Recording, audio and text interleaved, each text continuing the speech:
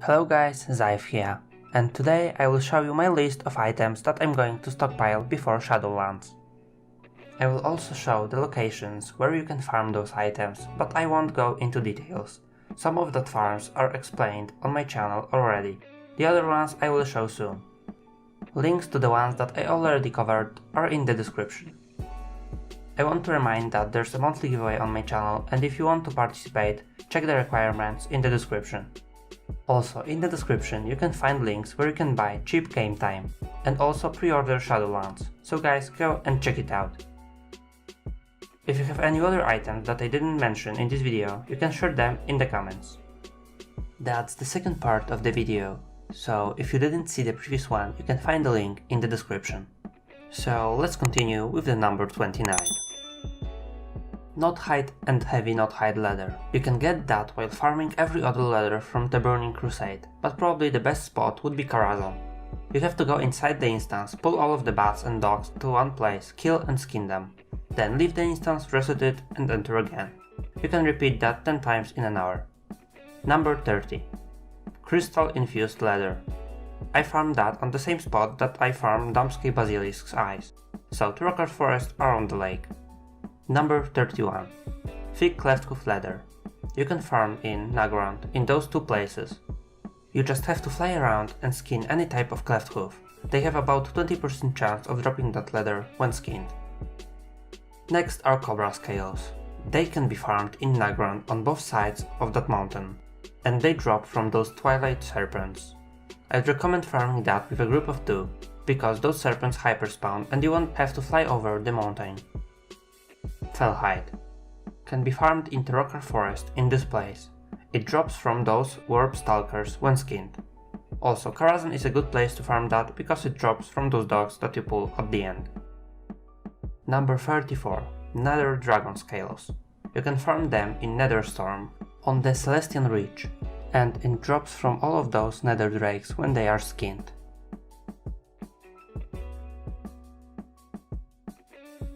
Wind Scales. I farmed them in Shadowmoon Valley around this place. You just have to kill and skin those Eclipse Dragonhawks. They have about 20% chance of dropping those scales when skinned. Then we have Corium Ore. You can farm that by just doing a standard road around Nagrand, or by joining a Corium raid. But I recommend doing a Shetek Hole runs. I have a guide on my channel about that, so you can check it out. Those ores can also be turned into bars. From Wrath of the Lich King we have Eternal Fire that can be farmed from Wailing Winds inside the cave in Storm Peaks on Northrend. Those mobs hyperspawn, so farm them in a group. Number 38. Borean Leather, Heavy Borean Leather and Arctic Fur. The best way to farm them is through clearing the Ruby Sanctum in Dragonblade. Make sure to set it to 25 people to get more mobs inside. And don't kill any boss inside the instance, because you won't be able to reset it after that. Also, clear the Obsidian Sanctum once a week.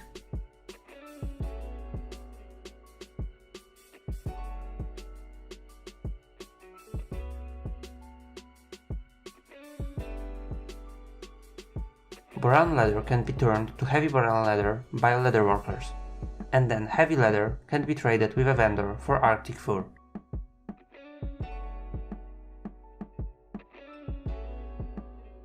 "39. The Sahedral Dwarven Dice. That's a toy that can be farmed by rogues by pickpocketing, and it drops from all of those mobs on this island in Icecrown.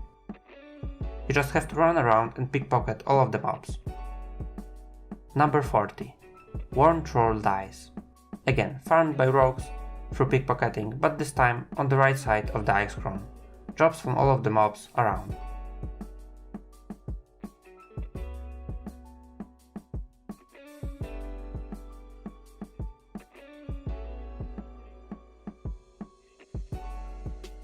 Titanium Ore. You can farm that by following this route in Icecrown. You also will get a Stormlight while farming here. Both ores can be turned into bars. Now let's move to the Cataclysm resources and start with the volatiles. But before that, remember that if you farm any mobs from Cataclysm, always use Potion of Treasure Finding. That gives you a chance to get tiny treasure chests from any mob you kill. This chest can contain some raw gold, green items, volatiles, ores and cloths from the expansion. Usually materials from those chests are worth few times more than the potion. So let's start with the volatile water. You can farm it in Eastern Kingdom's Twilight Highlands on the end of the river, and it drops from those modded elementals. Those mobs hyperspawn, so farm in a group and use a potion. Volatile Fire. The best spot to farm Volatile Fire is in Kalimdor, Mount Hyjal on the left side of this lake. But to unlock this spot you need to do 2-hour-long questline in this location. I have a guide on that on my channel. When you farm in a group, this spot gives about 50% more Volatile Fire than the other ones in the game. If you are not planning to farm here for many hours, there's also a spot in Eastern Kingdom's Twilight Highlands in this burned forest. Same thing, farm in a 5-man group. Number 44. Volatile Earth. Should be farmed in Kalimdor, Mount Hyjal, right in this place. When you spawn after using a teleport, it drops from those Scalding Rock elementals. There's many of them and they hyperspawn very fast. Here you will get many treasure chests from the potion. Number 45. Volatile Air. For solo farming, the best way to get this item is by running a dungeon, the Vortex Pinnacle. You have to go in to the instas, kill every mob until second boss, then jump from the edge to teleport yourself to the entrance, leave and reset it. You can do it 10 times in an hour due to the instance lockout. The entrance to the dungeon is located in Kalimdor Uldum on the southern side of the map.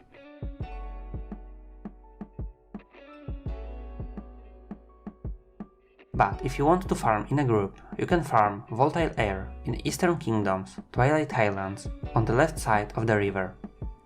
You have to kill here storm vortexes and they have a chance to drop that volatile. In order to hyperspawn them, you will also need to kill those Twilight Windwarper, because in some spots they spawn together. Volatile Life can be farmed from tiny treasure chests that drops when you are farming any other volatile, and use Potion of Treasure Finding. But if you want to farm only that, you have to get yourself Cataclysm Herbalism and pick up any herb from that expansion. There are 3 herbs that you should also stockpile. Whiptail can be farmed in Kalimdor, Uldum, around the water. You just do a circus around and pick up every herb you can see. Cinderbloom. You can farm that in Deepholm by following this route. You will also get some Herald Blossoms while following this route. Don't skip them because they have a chance of dropping Volatile Life. Number 49. Ashara's Veil. There are 2 locations in which you can farm that herb. First is Tolbarat Peninsula, and I would recommend this one to every class except the Druid.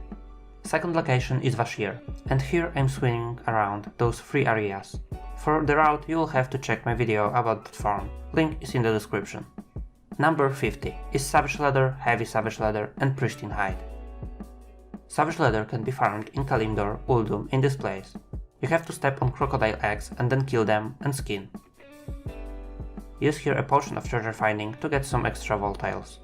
If you are a leather worker, you can craft from those leathers Heavy Savage Leather, and you also can trade Heavy Savage Leather into Pristine Hide with a vendor.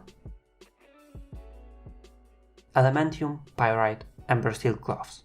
Those items will also drop from tiny treasure chests when you farm while using a Potion of Treasure Finding. From Elementium ores you can craft Elementium bars, Hardened Elementium bars and Enchanted Elementium bars. And from Pyrite ore you can craft Pyrium bars. All of those items also should be stockpiled. Albino Cave Fish. They can be fished from albino cave fish skulls in Deepholm, and then can be turned to deepstone oil if you have alchemy. There's a guide about that on my channel. Also, if you have alchemy, you can use Pyrium bars and volatiles to create true gold via transmutation. Make sure to have Transmutation Master before doing that, to have a chance for extra procs. Number 54. Loaded Gnomish Dice. That can be pickpocketed by rogues in Kalimdor Uldum in this place. You just have to run around and pickpocket those mobs. I have a guide about that on the channel. Now we are moving to the mounts. Vial of the Sands. That's a mount that can be crafted by alchemists that obtain the recipe from that mount through the archaeology. This is 2-player flying mount, so many people will be interested in that on Shadowlands release. Sky Golem. This is a mount that allows you to gather herbs while mounted. However, it takes 30 days to craft him due to the daily cooldown of Jard's Peculiar's energy sources. This is an engineering mount. Reigns of Thundering Ruby Cloud Serpent. It's a mount that can be obtained by collecting 10 sky shards from mobs in Vale of Eternal Blossoms, and then using them on a Lani that is flying around this location. Number 58. Spirits of Harmony. They are probably one of the best items you can stockpile, because it may be turned to many different crafting regions from Mists of Pandaria at vendor in Vale of Eternal Blossoms. There are 4 spots to farm this material. First one is on the right side of the Timeless Isle by killing those gulp frogs. They do hyperspawn, so you should farm them in a group. The other spots are located in Vale of Eternal Blossoms, so we are also farming sky shards for Alani here. One is right here on those ancient Mogu spirits. Another one is behind that Setting Sun Garrison, and you have to kill here those Thunder Mows on the hill. Those two are also meant to be farmed in a group. And the last one for solo farming. You have to kill all of those Shaotian mobs around that area, because they have a chance of dropping Shaotian cache keys. That can be used to open treasure chests in their dungeon. You can get from those chests many different materials and also sky shards and Spirit of Harmony.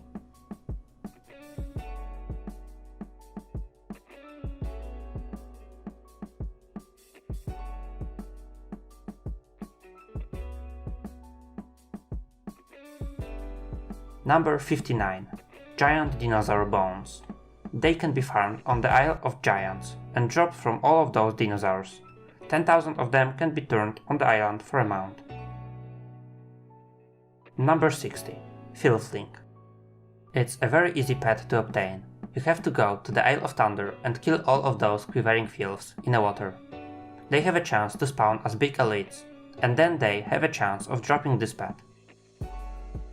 Sealed Tome of the Lost Legion. This tome can be farmed only by Warlock, but you can use a class trail to farm that. All you have to do is just killing the elites around the Isle of Thunder and they have a chance of dropping that item. Number 62.